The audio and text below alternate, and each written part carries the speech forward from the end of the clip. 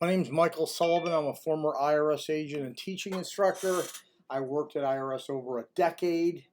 I've worked, 10,000 cases. I'm a national expert in IRS tax resolution matters.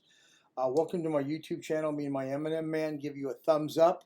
My YouTubes are short, they're sweet, to the point, no fat, no crap. I give you the facts. I'm very unusual in my YouTubes is that I'm a former IRS agent telling you the best course of action for you to take. It's not something that I learned. I used to teach this to former IRS agents on how to work their job. So today I want to talk to you about what is your best option to get the best result at Internal Revenue Service.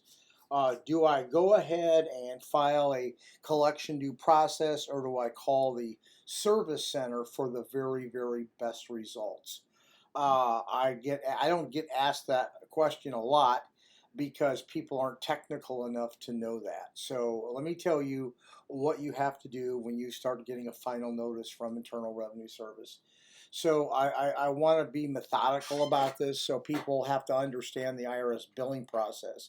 IRS, when you send your tax return in or you owe debt, IRS will send you your first notice, then CP 501, CP 503, then CP 504, and then they send a 1058 letter, or they may send an L10 1058 letter. I mean LT11 notice. So what do you do when you get these back end notices when IRS is really accelerating the dunning process and the words get tough and these nasty grams come? Well, if your case is currently non-collectible and you don't have jack, you can just call the IRS, call the Atlanta Service Center or the New York Service Center, California, wherever the hell you want to call. The 1-800 number is going to ring wherever the hell it rings, and they're going to pick up. You can give IRS your financial statement right over the phone. If you have the information, you fill out the 433F, which you need. You send in your bank statements, which you need, 6 of them. You send in your pay stub, which you need, and you send in a copy of your expenses. IRS can look at that and put you into the programs, either hardship or part pay agreement.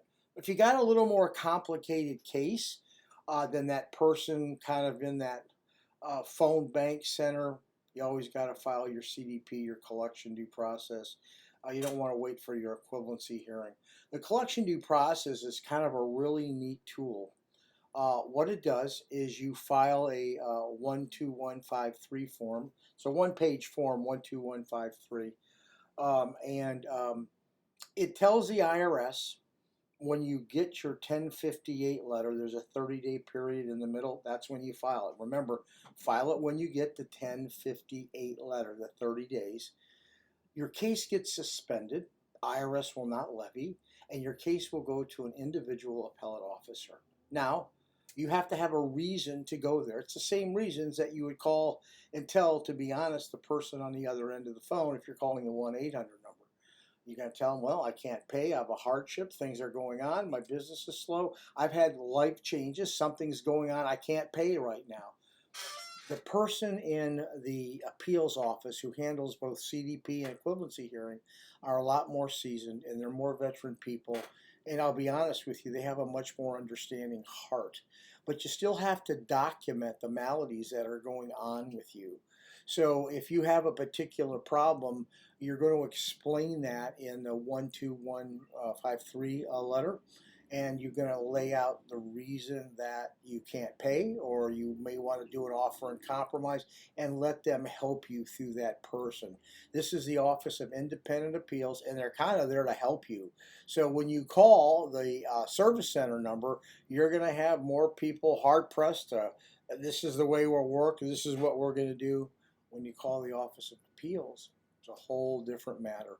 So the best thing to do is to probably contact somebody. If you're a do-it-yourselfer, just do it yourself. But if you have a complicated case, involves more dollars, you really need to hire somebody. There's a lot of tricks and back roads and back end streets and dead ends. It takes too long to go into every situation I've run across. But if you want your best result, you got to find somebody. But if you are broke and you know you don't have a thing and there's nothing you can do, IRS can't do nothing, just pick up the phone and call them. So remember, when the 1058 comes out or the LT11, that's the time you file your collection due process hearing. By the way, if you're late and you missed it by 2 weeks, you can file for an equivalency hearing. However, IRS can still levy during that time because you didn't call them timely.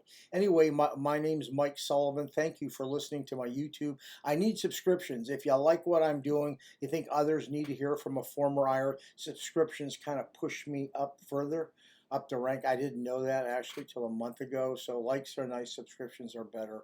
And by the way, if you want me to do a YouTube on something, just leave a comment, send me a text, send me an email. I'll probably make a YouTube if you have questions you want to ask. So thank you so much for listening. Happy hunting with the IRS. And remember, subscriptions help me. Thank you so much.